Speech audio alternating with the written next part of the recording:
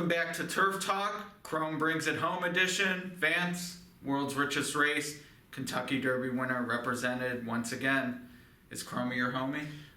Not quite my homie, but you can't be more than just simply impressed with that World Cup performance. It was just amazing what all the obstacles that got thrown in his way and the way he won that race the other day. 4 or 5 wide, most all the way. You ran 25 meters longer than the runner-up. The saddle slip at the very end.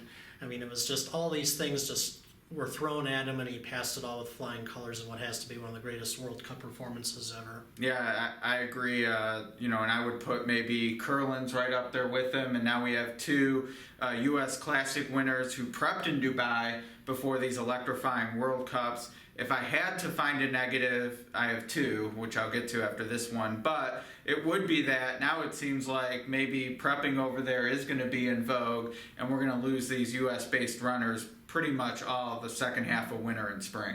Yeah, I agree with that. And also some of the early January races possibly will be affected as well, like the San Pasqual at Santa Anita, the San Antonio. Yeah.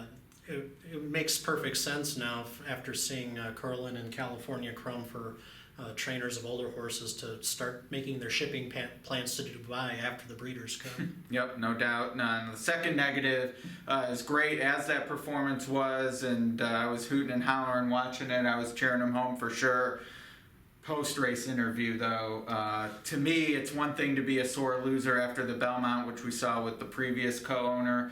To be a sore winner, though, is the absolute pits. And, I mean, maybe the moment made him nervous, but Perry Martin, that was awful. It was kind of dreadful. And you made a funny notice on Twitter saying that he was possibly auditioning for Donald Trump's vice presidential running mate role.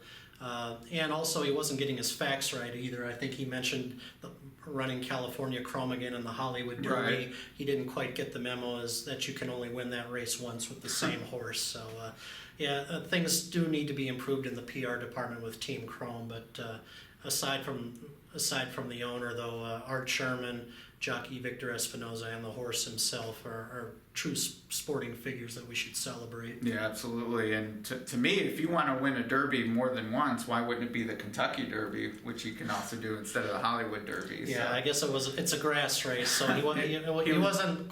I think the winning $6 million just was getting to him there at late at night. He had lawn on the mind. Well, as we said last week, we're going to start looking at the Hall of Fame ballots. We already crossed English Channel off ours for this week. Before we get to our next cross-off, we'll close out California Chrome with this. Is he a Hall of Famer?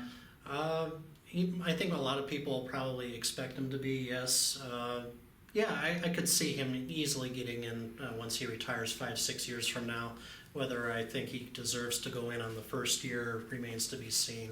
But he's clearly in the driver's seat to be inducted soon. Yeah, I think the dual classic winner helps. Obviously, being a champion always helps. And he is a classic winner, he's a grade 1 winner on turf and dirt, which, people will say, 3-year-olds and he beat a filly, blah, blah, blah. But, when we're looking at 5 or 6 years from now, he'll be a grade 1 winner on turf and dirt, which is pretty rare. So to me, that probably was enough. And he's the richest North American-based horse, so he has that sort of stat where you could say he's won the most money. And obviously inflation plays a role in that, etc. But he is.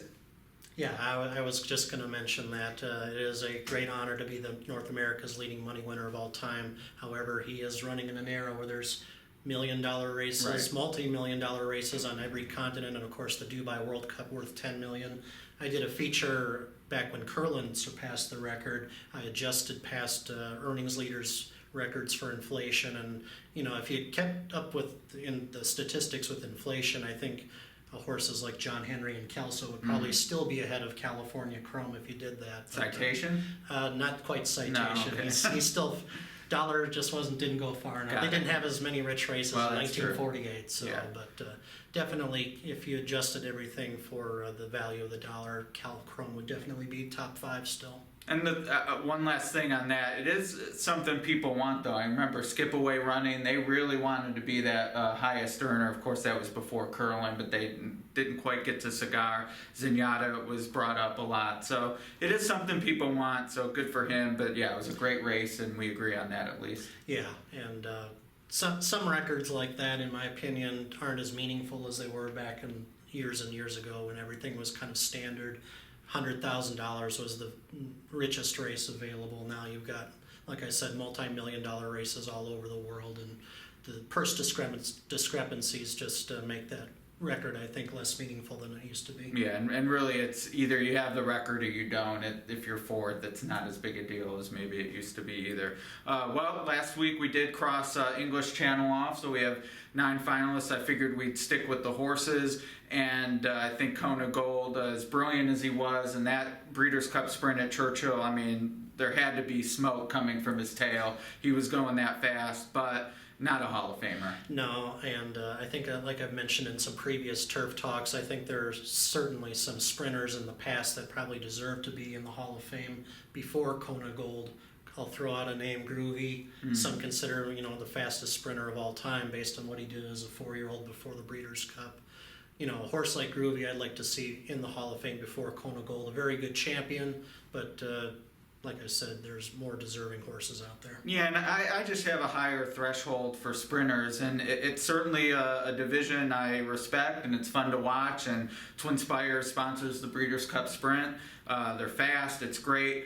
But the fact remains that if a horse can stretch out, they do. No one stops on a horse stretching out. I mean, we saw Extra Heat try the Breeders' Cup Juvenile Fillies. It didn't work out. She was a sprinter. That's fine. But to me, I really need a sprinter to be world class, because they don't have to beat the depth of horses that you need to at the classic level. I agree with that. And when you think about it, I don't think there are many pure sprinters in the Hall of Fame, especially on the male side. Of course, we had fillies like Safely Kept and Extra Heat in recent years get inducted. I can think of Housebuster off the top of my head, but horses that were named champion sprinter that are in the Hall of Fame actually did their best work going along. You think of horses like Forgo and Tom Fool. And Precisionist? And Precisionist and Dr. Fager or some other examples. Yes. Tawi was the filly. So, yeah, filly sprinters, it's easier for them to get in the Hall of Fame apparently than male sprinters. Yeah, because Kona Gold's better than Extra Heat. I agree, there's yes. no question about that. No question. So, yeah, that is a factor. But Kona Gold, great career, but not on our ballot. Not on our ballot. All right, well, we'll see who we'll cross off next week. And what the hot topic is, join us then for Turf Talk.